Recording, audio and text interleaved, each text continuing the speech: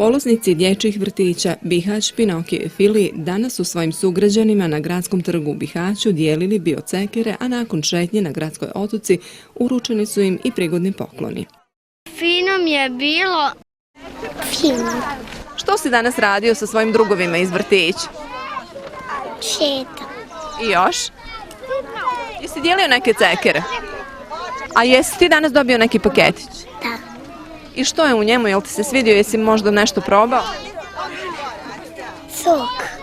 Udruženje LAN u projekt Eko Nam Bihać uključilo je djecu predškolske dobi jer je dokazano da ulaganje u odgoj i obrazovanje djece od najranije dobi ima višestruke koristi.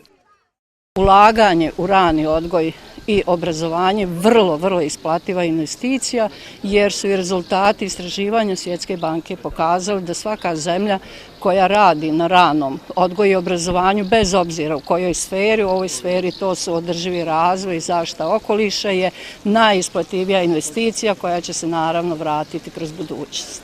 Mi smo sa udruženjem LAN i ostalim gradskim vrtićima rado se odazvali ovoj radionicama, ovima njihovima, baš s tim ciljem da kod djece što više probudimo ekološku svijest i da oni, ako Bog da jednog dana kad budu veliki, ono što su ponijeli iz vrtića i naravno i primjene u svom životu.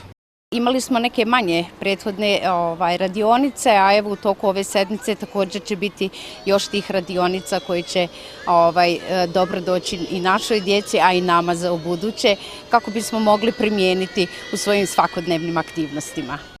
Eko Nam Bihać, projekat kojeg implementira udruženje LAN, realizira se u okviru regionalnog programa Lokalne demokratije na Zapadnom Balkanu 2, koji financira Evropska unija i implementira razvojni program Ujedinjenih nacija. Podršku projektu dao je i grad Bihać.